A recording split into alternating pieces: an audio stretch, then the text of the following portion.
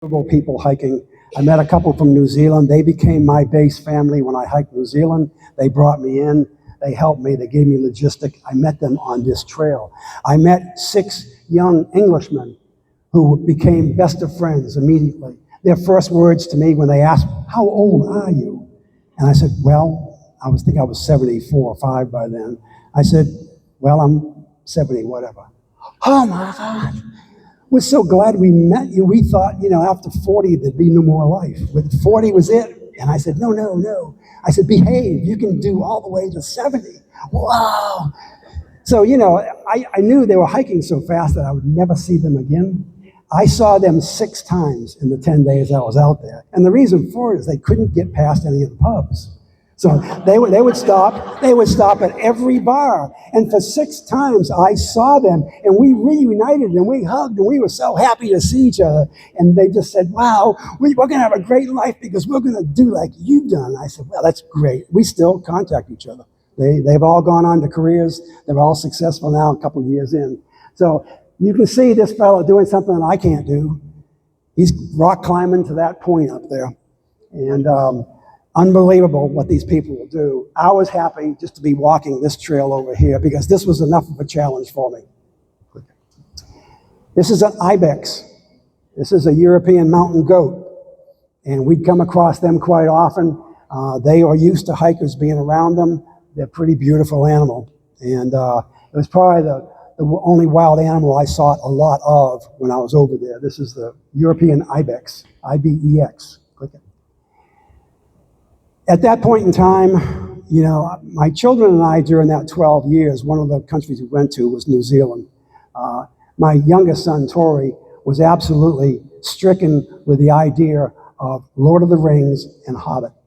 If you remember, that's when all those movies were coming out. He just had to see where this was made. And so when we traveled there, we went over for a month. I rented a car. We traveled both islands. And all I could do the whole time I was there was saying, "I have got to backpack this country." So I researched it, and the trail that you do there is called Te Araroa. And that's 2 words, Te and then Araroa. And that's the Maori Indian tribe, is the tribe that's native to the area. And that is Indian for the long path. And that trail begins at Cape Reinga, which is the very northern point of the northern island. And it travels 1,800 miles to a bluff on the very southern tip of the southern island, just north of Antarctica. So it starts in the tropics, and it ends down by Antarctica on glaciers. I decided to tackle that. Before you went out on that trail, the suggestion was that you went to a river rescue class because there's no bridges on this trail. When you hit water, you've got to tackle the water. And some of them are extremely wide and extremely deep. The other thing which was very frightening to me was it was on estuaries. So you're hiking along the South Pacific, but what you've got is tides coming in from the South Pacific, going inland and meeting rivers coming out of the mountains, going outward.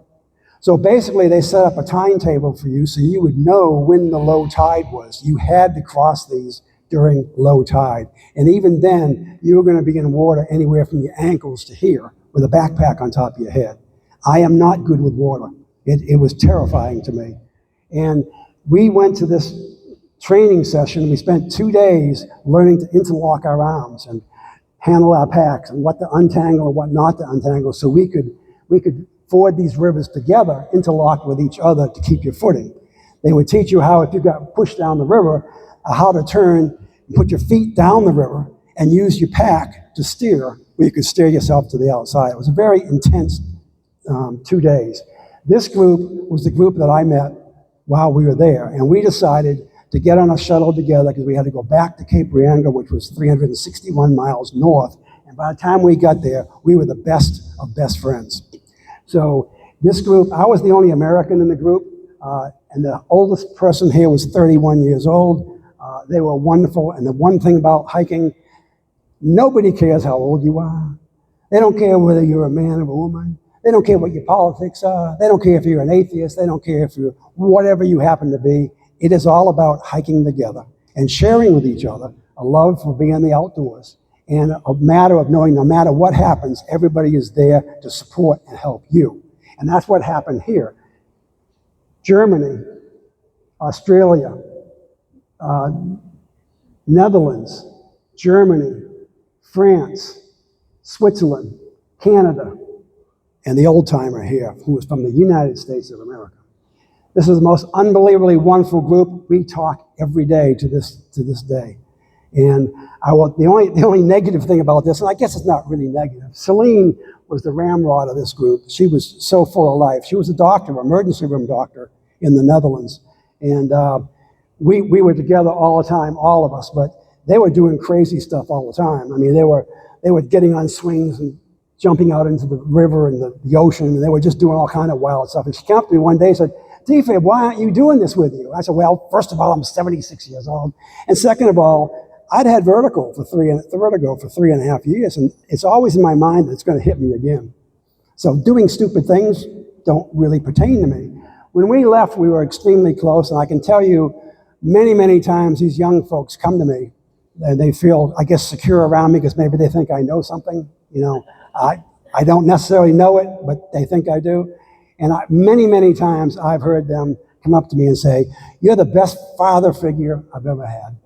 And I was like, "Well, thanks. I hate that I'm to the level that I'm going to be your father, but it's okay." Well, Celine came up to me when I left, because this is where I got the word my mother had caught COVID, and she was in the hospital, and it wasn't going well, and I felt like I knew this was the time. She and I had talked because I was traveling the world. She didn't want me to come back, and we had said goodbye a dozen times, and she didn't want me to come back. And this time I knew it wasn't going to go well, so I decided to get off the trail. And as I left the 8 of them, Celine came up to me, and she says, "Defib," she thought, we just hate you got to leave. We understand, we know, we think you're wonderful because you are doing this because it's your mom. And I just want you to know, you're the best grandfather figure we've ever had."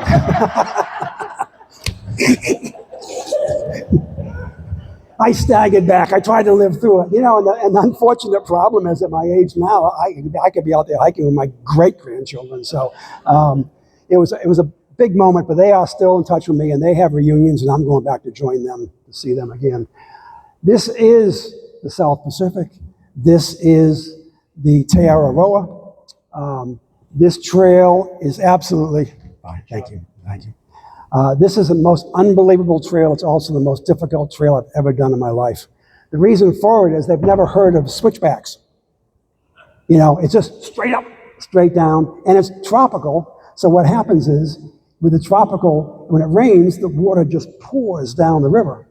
Down the trail, and just washes it out. You're walking literally sunk in mud up to your crotch. I ruined 2 sets of hiking sticks just trying to keep from falling off the mountain with mud up to here, trying to pull myself through. But as you can see, New Zealand was absolutely beautiful. Click it. And the other aspect was the camaraderie of the people you met out there. You would see somebody for a day or two, you wouldn't see them for a month, and all of a sudden there they were. And to this day, again, I've lost track of the number of absolute close friends I've developed because of the relationship that I met out here on this trail. The Te Araroa, there are 3 sections of it. You have to kayak. This is a section 25 miles of running in a kayak. They would put the packs in a truck. We'd jump on the river and row and row and row, and then hopefully find the place where they got the pack at the other end. One of the wonderful aspects of hiking is the concept of a trail angel. So a trail angel is anybody that meets you out on the trail and provides a service to you. They provide you a sandwich. They give you a hot dog. They give you a ride. This is Mark. He gave us a ride 3 days in a row to get through tough areas. So that's a trail angel. Trail magic is the aspect of whatever the person gives you that you need. You're out of water. They bring you water. They bring you food. They'll bring you a blanket. That's trail magic. This is Newfoundland. This is me every night. This is my tent. This is a Big Agnes tent. It weighs 2 pounds and 3 ounces. Every bit of it is 2 pounds and 3 ounces. Back in the day, tents were 6, 7, 10 pounds. So now, with lightweight equipment, this is the St. Lawrence, camping on the St. Lawrence at night. And believe me, when I'd been hiking all day long, get 20 miles in, and set that tent up, I'd be sitting in the front just looking at that sun going down every night, not moving. So this is an equipment section. So this is my GPS monitor. My daughter, like I told you, made me get that, and I actually was in agreement to get it, but her words were that go ahead and convince me to get it was, she says, we need to know where you are so in case you can't go any further, we know where to find a decomposed body. Well, that's, this is a nurse. She can talk like that. She's a nurse. We're used to talking like that.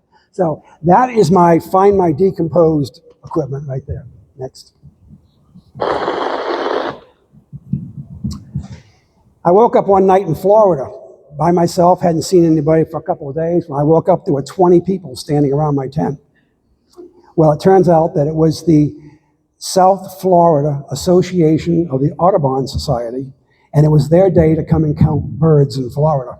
And I just happened to tent right in the middle of where they were meeting. So when I got up, they were so excited about finding somebody that was hiking through and had made it through the swamp and everything else that they provided me this food. I never ate so good in all my life. So click it on. Trail Magic. That's Trail Magic. This is my cooking equipment. I normally have a smaller canister here, but the people at the airline took my small one, so I had to buy a big one. This is called a pocket rocket. That's my entire stove. That's the stove. And I cook in this pot. I take the water, and I pour it into the dehydrated food, and that's what I eat. This is the food. This is a dehydrated food. In this case, this is beef stroganoff with noodles, a mighty fine meal. And all it takes is heating up the water, pouring it in the pack.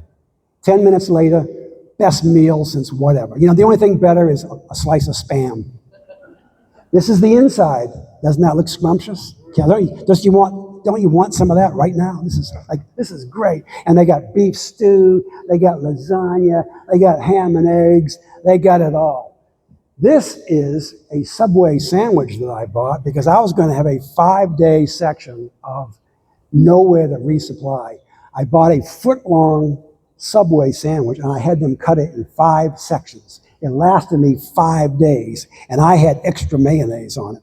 It was so good, and by the 5th day, it was looking kind of smushed. But it was still a good lunch, and I was happy to move on with it, glad that I had it.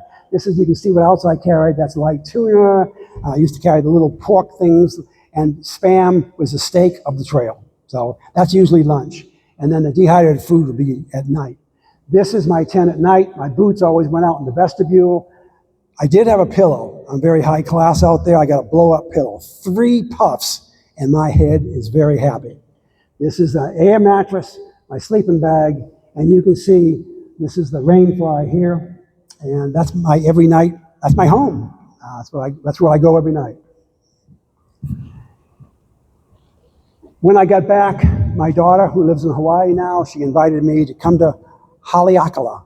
Haleakala is a dormant volcano in Hawaii on Maui. And she said, we're going to hike into Haleakala. I want you to come with me, Dad. And I said, I would love to come with you, daughter. And what we did was we invited my other daughter. So this is my youngest daughter, Whitney. It's my oldest daughter, Jessie. They are both. I have 5 children.